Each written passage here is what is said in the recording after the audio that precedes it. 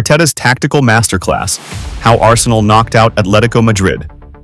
13 shots, 54% possession, 1 goal, job done. That is the story of Arsenal versus Atletico Madrid on May 5th, 2026. Told in 3 numbers. But those numbers don't tell you how it happened. They don't tell you about the tactical chess match that unfolded over 90 minutes. They don't tell you about the moments that could have gone differently.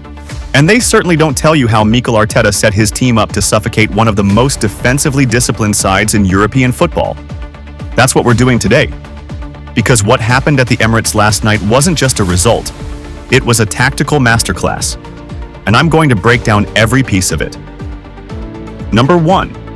How Arteta set up the foundation. Let's start with the lineup, because it tells you everything about Arteta's intentions.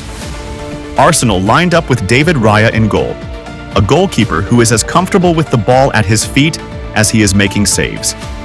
Behind him, a back 4 of Ben White, William Saliba, Gabriel Magalhães, and Ricardo Calafiori.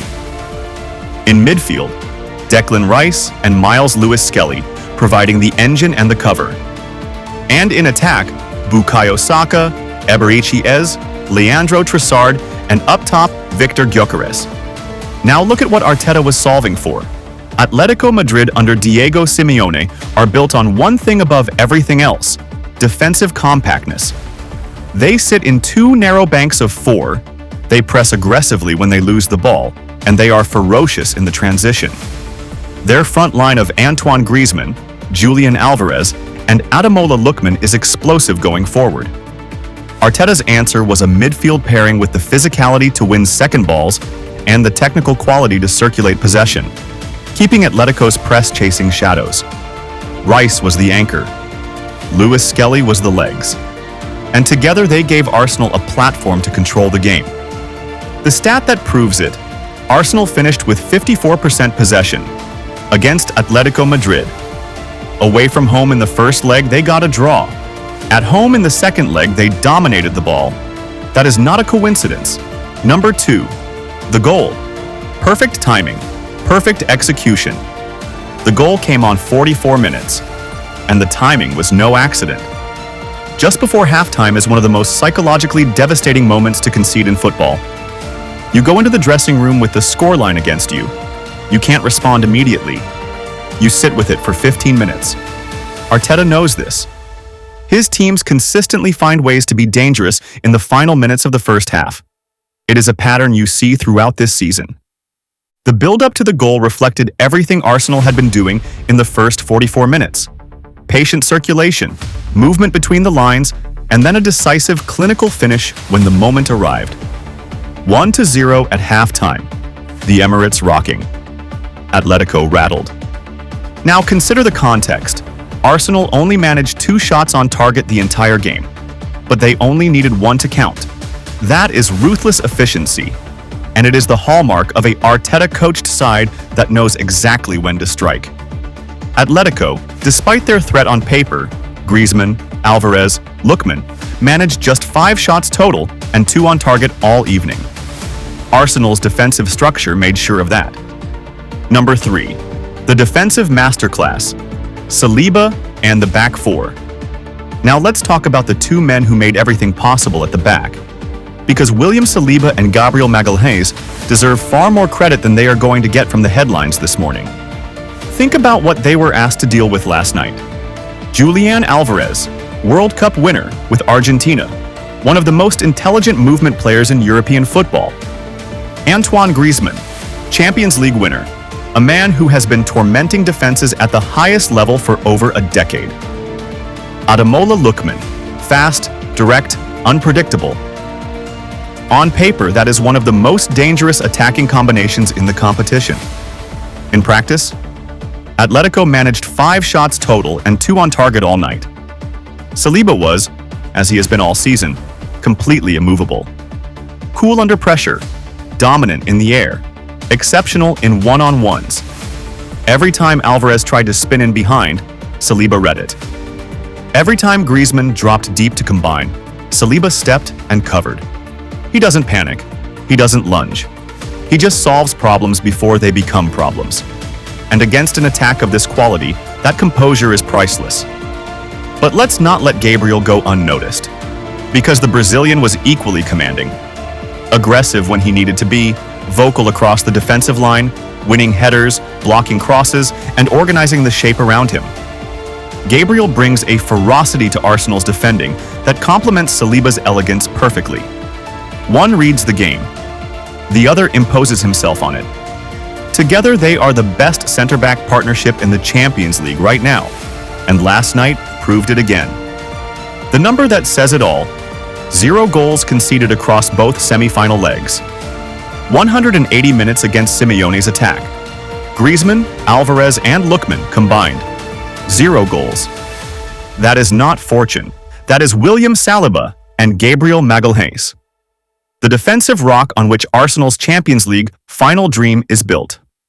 Number 4. The substitutions. Arteta's second half control. The second half is where the tactical story gets really interesting. Simeone, sensing his team needed a jolt, made substitutions to change the shape and energy of his side, bringing on Alexander Sørloth to add a physical aerial threat and give Atletico a different dimension up front. A clear signal that Simeone was shifting to a more direct approach, trying to find a way back into the tie. Arteta's response at the 58th minute was masterful, and he made 3 changes simultaneously. Not reactive panic. A pre-planned, decisive move. Piero Hincapié came on for Calafiori, shoring up the left side defensively. Martin Ødegaard, Arsenal's captain, replaced Easy, bringing composure, experience, and technical quality to help his side manage the ball and the game. And Noni Madueke came on for Saka, injecting fresh legs and pace on the right to keep Atletico's defense honest and prevent them from parking everyone behind the ball. 3 changes, 1 minute. The shape stayed intact, the lead stayed intact. At 73 minutes, Arteta went again. Martin Zubimendi replacing Lewis Skelly in midfield, adding extra steel and ball retention as the clock ticked down. Then, at 83 minutes, Gabriel Martinelli came on for Trossard, giving Arsenal an extra runner to chase long balls and relieve pressure in their own half. 5 substitutions, all purposeful, all timed perfectly. The yellow card chaos in injury time, 4 bookings across both sides, tells the story of those final minutes. Atletico were desperate and frustrated. Arsenal were protecting, fighting, and doing everything necessary to hear that final whistle. Final whistle. Emirates erupts. Arsenal are through. Number 5. The bigger tactical takeaway. Here's what yesterday's performance proved beyond any doubt. Arsenal are no longer a team that hopes to win big games. They are a team that plans to win big games, and then executes those plans with the kind of composure that takes years to build. Think about what Arteta asked his team to do last night. Hold off one of the most experienced knockout stage sides in Champions League history. Protect a 1-goal lead for 46 minutes of the second half while Simeone threw everything at them. Stay disciplined when the pressure built and the tackles flew in. They did every single bit of it. 54% possession against Atletico Madrid. Only 5 shots conceded in 90 minutes. 0 goals against in 180 minutes of semi-final football.